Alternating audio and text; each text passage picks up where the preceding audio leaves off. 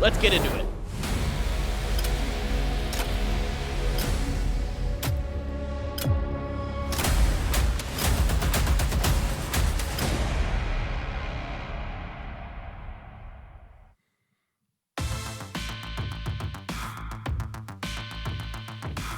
All right, plane is up here for the first game of the day at PCS3 Asia, day number 2. Yeah. So we're in game number 5. If you're doing any math at home, that's where we're at. And this plane sucks. To be completely blunt about it, this plane sucks.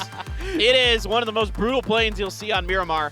Right by the water, very eastern heavy, and this looks like we might have a similar circle to what we saw early on yesterday to start. Yeah, we had a half water circle on the east coast yesterday as game number 1, and actually quite a lot of center circles on Erangel only.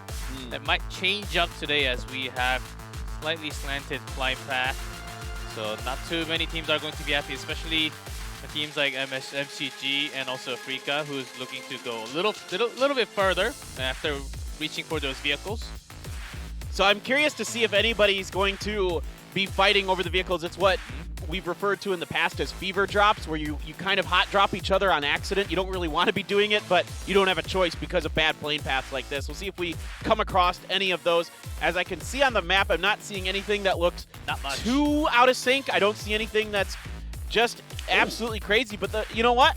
For how bad that plane path was, that circle is very, very favorable. Even for the teams that are looking to go all the way into like El Pozo, Nuevo, even into Cabrera, they do have some time to actually go out. And maybe if you're looking to come into that later rotation, because of the flight path, even if you go out and then come back, you will have some room towards that northern side of the circle and also the western side. You know there's going to be likely no one else other than the member that you would likely leave in the middle. So not bad for all the teams. Yeah, I mean, for Tianba, this is Puerto Pariso territory, and this gives New Happy Valle del Mar because Griffin is going to like southern Chumacera. GEX is making their way towards Monte because of the bad plane path. Sun Sister rotating up towards Campo Militar and that area, Tierra Branca, instead of El Pozo. So those are the biggest changes you're seeing with the drop locations on this. You can see there is a little bit of people are a little bit close to each other around the graveyard. We'll see if anything comes out of that. Yeah, one question that I'm seeing on the map feed is that 4 AM Crazy is actually alone. Oh, not too far away. So we'll see how far he will actually go without his members next to him. Yeah, I'm not sure what's going on with that one. If he was trying to contest for a vehicle or something and just wasn't able to get there first and had to back off. That's typically when you see a player that kind of gets pretty far away from their team. It's because they were vying for a vehicle and then they just their drop wasn't as good. Yeah, I think he's just trying to hide after losing the vehicle there and then making sure he makes a safe escape after the opponent actually makes an escape first out of the city. So 4 AM in a pretty good spot. No real big contest to actually lead into any knocks or kills to begin with. And I think this is pretty interesting. Yesterday in the very first game, a lot of teams were picking on infantry, and it looks like it might be happening here again. Zhao Yang trying to drive away from some shots from Detonation Gaming, and it looks like he is going to get away relatively unscathed. The vehicle took a few bullets, but that is about it. And we saw this yesterday. It seems like early on, infantry's rotation patterns and kind of splits are pretty well understood by these teams. We saw it happen where both of their solos were picked on and forced out of position. Yeah, they were actually looting around Impala side, which in this game they have moved a little bit towards west of the northern part of Los Leones, which is a different rotation even for a start.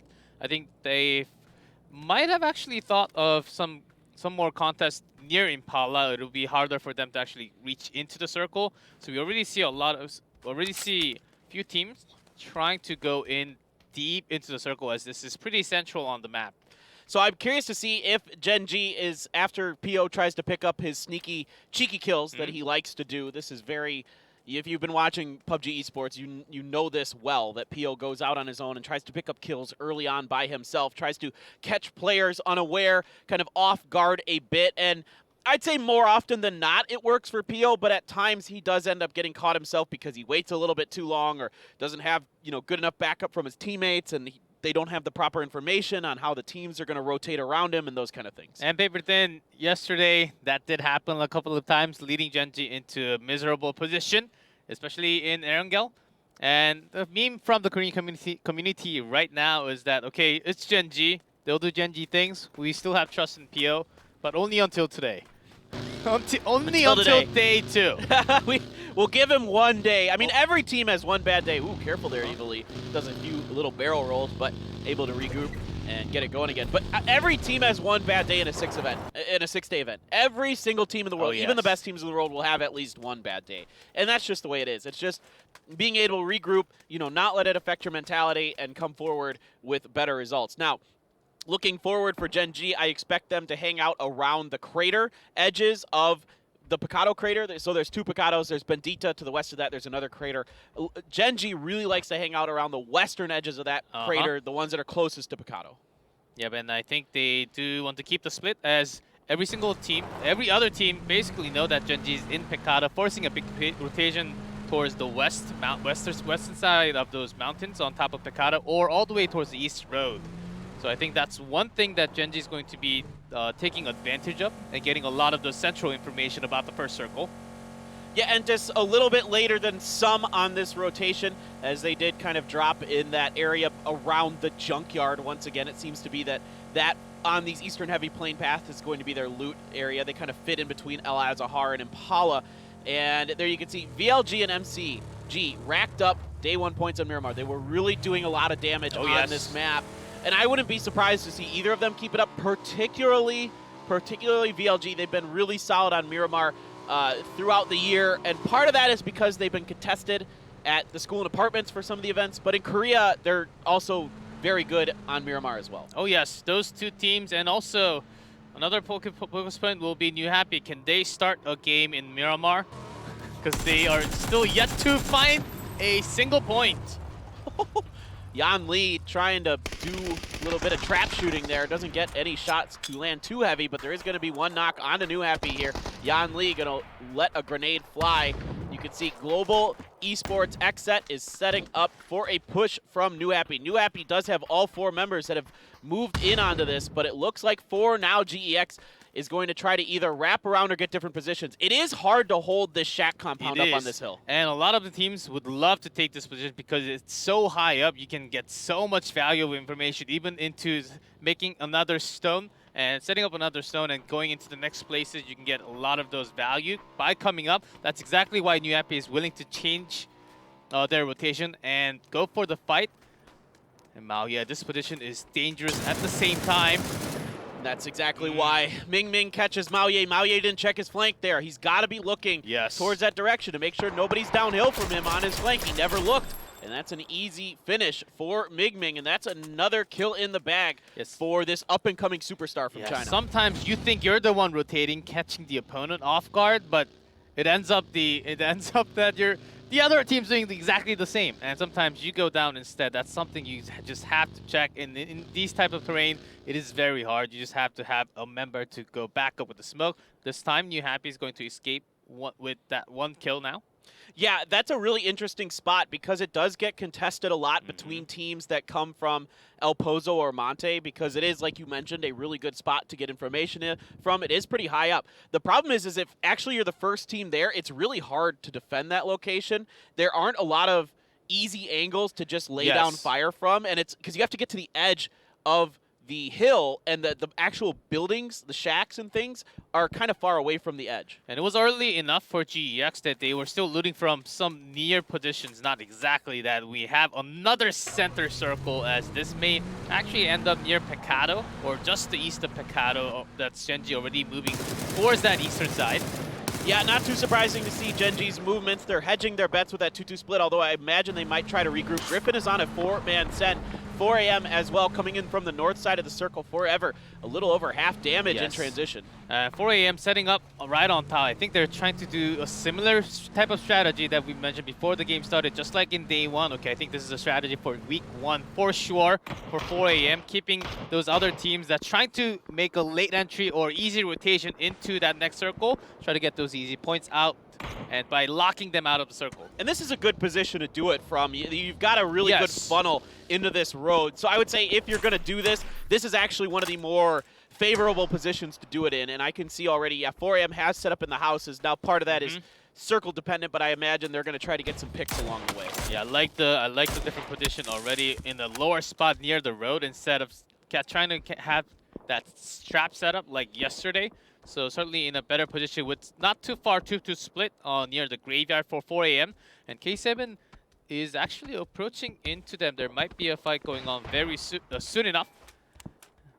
Well, I think a lot of teams aren't going to necessarily be expecting someone to be in 4AM's position unless they were, like you were mentioning, kind of paying attention to what 4AM was doing yesterday. 4AM's coming from Hacienda. This is a likely position for 4AM to be in to try to set up those traps they were going for yesterday over inside of Picado. You do have Griffin, who is set up around the hotel. Up on the hill is New Happy after picking up their member, and they're back A-OK with that kill in the bag as well.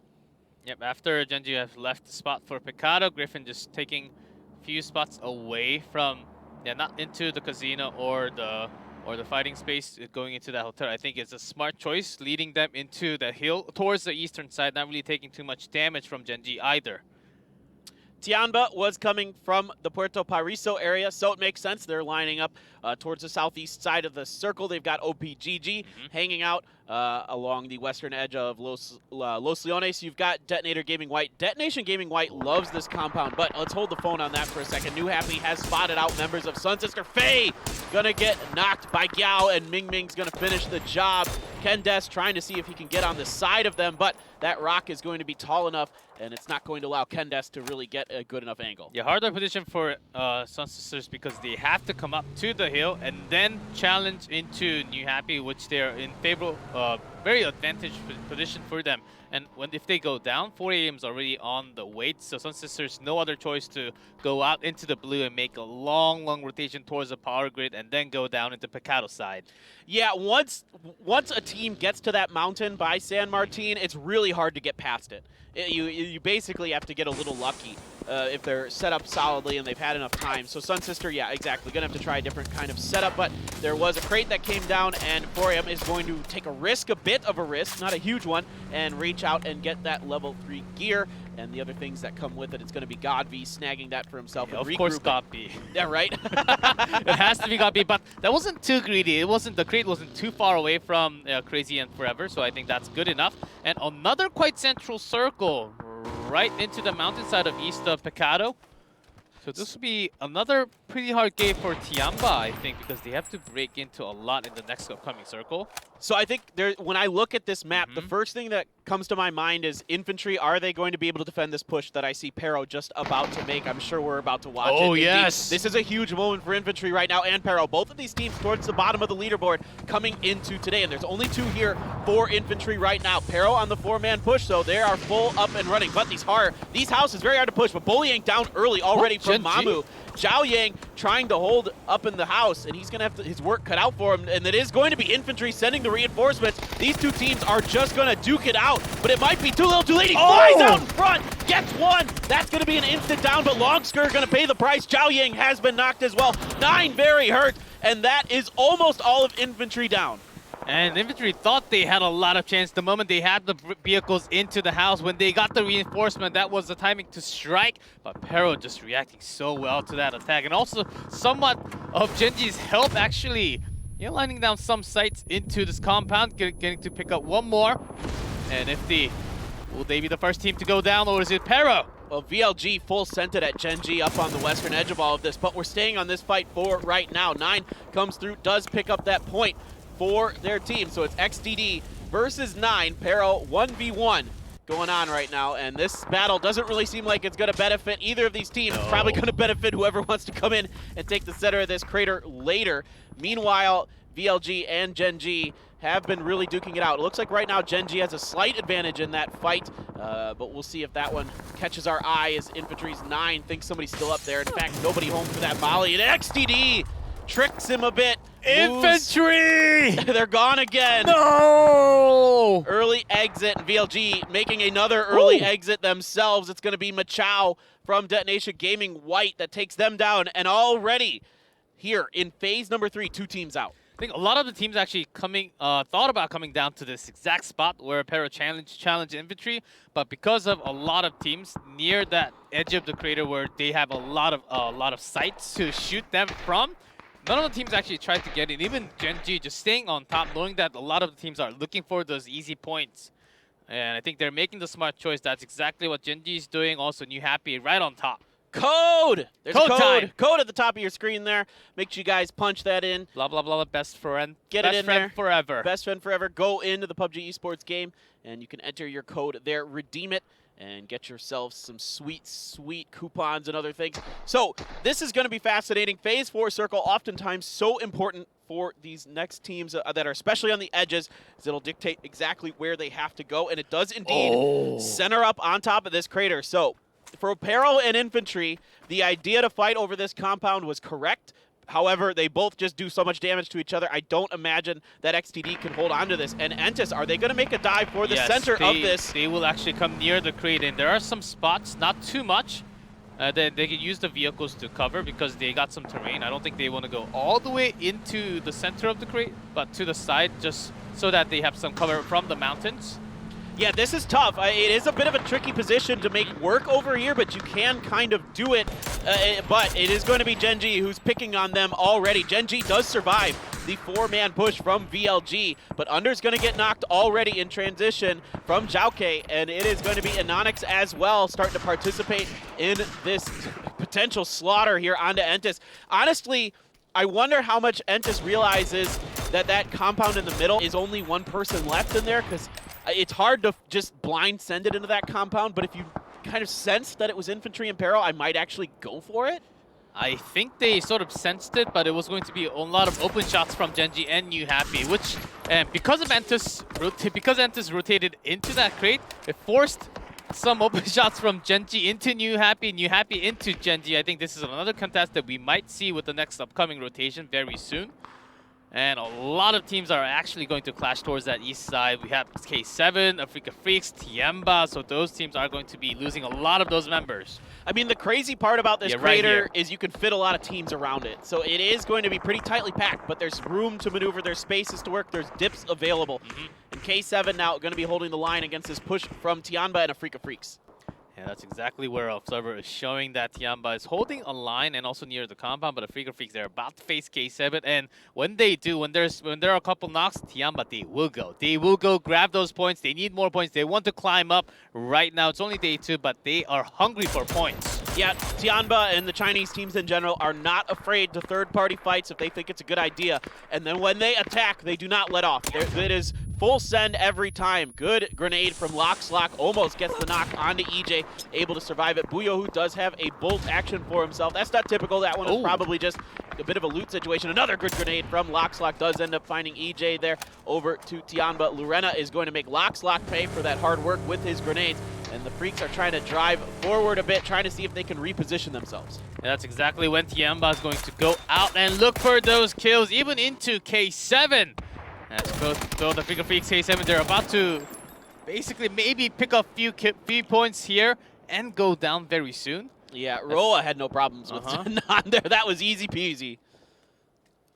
As Africa Freaks, I think they wanted to go up a little bit higher, but after hearing shots coming from Tianba, they are sort of lost in no man's land. If they go up a little higher, it's basically open space for Tianba for free kills. Yeah, you're absolutely right. It is really difficult for Africa Freaks to get right in there, now. There's nothing. Flat terrain, yeah, exactly. A whole lot of nothing, and Tianba has a great 2-2 split to cover that particular smallish field up there. Meanwhile, Entis has weathered their storm. They are still 4 up in the center of that circle, so a good push. Under was knocked, but he was able to be revived as well. And like you mentioned, there's a lot of teams fighting around the edges, and that's buying Entis some time. This circle, very nice to them as well. The center circle rotations, these phase 4 rotations for Entis are so on point. Yeah, Entis circle 3, circle 4 rotation right into that center, and not really losing too many. Those are some great rotation that we don't really see coming out from too many different teams. And Hanxia, eventually goes down. Rurena just comes out from the side and takes the last shot, last HP away from him. Dengche, the only one left from Africa Freaks. Can they actually manage to get out? He can't go for the res at all. He just has to run into K7. Yeah, and you can see here, Tianba is still hungry. They are still trying to see if they can finish a Freak of Freaks off because they know that there are other teams out there that might steal those points. They don't want to try to avoid letting that happen. Now XDD finally has a team that has made their way into the U-shaped compound. It's going to be Detonation Gaming White to take this spot and try and bop him out of this position and this round. Now Lin Shun raining it down. Gets a few taps in, but it isn't a knock for him as Tianba still is bearing down on this fight between K7 and Dengche. Yeah, they have some room and also a small hill to go into that creator side against a lot of the other teams, but K7, they still have 2 members left. And when Savior does go down, the second member might actually, no, right before that, Dengche is the first one to go out, and Freak of Freaks and 14th. Yeah, Dengche tried to get himself up forward far enough that he was out of the sight lines of Tianba, doesn't get it done. He does end up picking that kill anyway, though, because M200 finishes off Buyohu with a frag. Now over to Genji under some pressure, and it is going to be the Sun Sisters and Griffin. Mean Sung get a 2-heart coming in, get 2 early knocks. 2-heart's gonna get PO down as well. It is just Aqua 5 left up for Genji. Everybody else is bleeding out rather quickly. That grenade right underneath the vehicle, right on his feet. That's gonna be it. Aqua 5. Genji's gone Down. Griffin doing the hard work there with a little help from the Sun Sisters. That looked a little too easy on Genji, who has been keeping that position for a long time. And that shouldn't really happen when you're keeping that position for that much of a time with that much information. I think they just got overwhelmed. I think there was just too many players around them and it just got too hectic. They weren't able to kind of maintain a focus. Meanwhile, Griffin just decided to just full-on send it at Genji. They end up getting wiped in the process for all their hard work. Now it's going to be GX trying to make a late rotation to come into this, but OPGG has the side of the hill and a great angle to throw some throwables in there. Let's see if they can reach them. They're coming up just a bit short, but Leo is out in the blue and knocked. Yen Lee and CC coming up forward. Now Sun Sisters on top of them as well, making it rain, but Sun Sisters is actually going to lose that duel. Yeah, 4AM also pressured from that northern side, and I think they want to push a little bit more into GEX or even into OPGG as the circle. They do have to go down from that hill. Now it's going to be an easy kill pickup from Entus, and a lot of those points will also go towards Detonation Gaming White.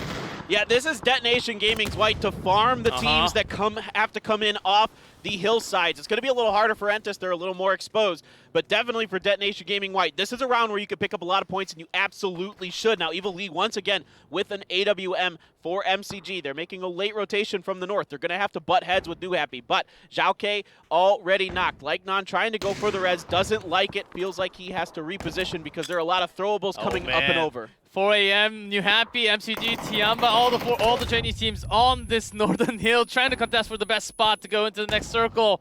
And New Happy might actually be right in the middle. They're finding some spots, and 4AM not really challenging them directly, knowing that MCG is right on top of them too. Yeah, MCG is really taking their time. They have quite a bit with the way that these circles work. They're a little longer at this phase in the game. So Tank is trying to do everything he can to get some knocks and other things. Lycanon takes a bunch of damage, has to prone right away. You can see Ling is trying to come around, finds a great reposition there as he knows he's prone. It's a lot harder to turn when you are prone. Lycanon, down, out, and easy. Yeah, Ling doing a great position to strike in. He's going to push a little bit more as Tank is going from the side. That's another knock into New Happy. He's losing their control, and Ming does fire back, but not enough. Tank is going to wipe out the rest of the squad, and New Happy finally not really keeping that position, just like Genji right in the middle. Yeah, so we're seeing good everything from MCG so far this tournament. Good rotations, good fighting, everything looking quite good. They still are outside of the next circle, and I don't know how easy it is for them to be able to get into it because there are two teams that can kind of, again, watch these lips. So every team that's outside of this crater is just really kind of cursing themselves because it is really hard to come down these hills. There isn't a ton of cover, a few things here and there, but again, it's Miramar, so the hard cover isn't always available. Now, Detonation Gaming White, again, they should be racking up a lot of points. I haven't seen them too much in the kill feed. Yeah, the best position for 4AM would actually be using the vehicle, staying right here in the circle, but they are actually being targeted by OPGG. That's one target they might have to take care, and Tianba just going for the challenge against MCG. They basically will be torn apart because it took so much time for them to actually take down the team of New Happy. It's pretty amazing that a lot of these teams still have vehicles to use to make their rotations. That's making it a lot easier for them to get down these hills. It makes it a lot safer, and it kind of explains why it's been harder for Entis and Detonation Gaming White to maybe rack up as many kills as you would probably normally think in a situation like this would happen. But Circle coming up, phase number 7, going to center right up basically on top of Entis and Detonation Gaming White. Tianba is in there as well, so 4AM going to have to fight their way forward. The Detonation Gaming, I think they have a lot of angles to shoot through, but they're just checking for information, not actively shooting at targets, even if they get some chance. I think the number one target they want to shoot at is Entis. That's why they're saving a lot of bullets against these Chinese teams towards the edge of the circle. All right, Tanky is not able to do much more. Finally, it's going to be Seas from Detonation Gaming White that puts him on the ground forever. Does get Mings here from Tianba, so Mings wasn't able to keep himself safe long enough despite all of these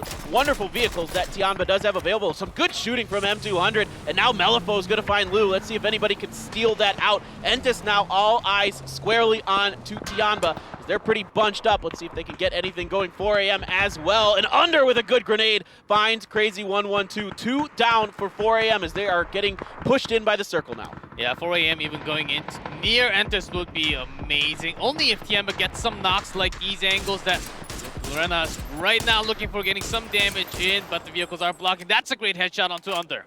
Yep, so Under gonna need to be rezzed. Indigo very, very hurt as well. So the vehicle barricade lasting for now for Entis. Let's see how much longer it can do. They need Sungjang to stay up over in that shack. They need someone on their flanks to keep them alive, but here comes Silky. Looks like he wants to get a grenade. They're all pretty well put together, but that grenade off the mark. So no damage being done to Entis with that one, and Silky still running around. Some smokes cut off the angles from Detonation Gaming White for Silky, as I believe he's the last member of OPGG alive. They weren't able to come down that hill very successfully, of course, but it's really, really difficult. Yeah, that is correct. And Entis, they want to fish 4AM as soon as possible, and Forever will go down to the blue damage as they don't exactly know where Silky is from, but they did see that nade, so they do have an idea that someone else is around them, not exactly where.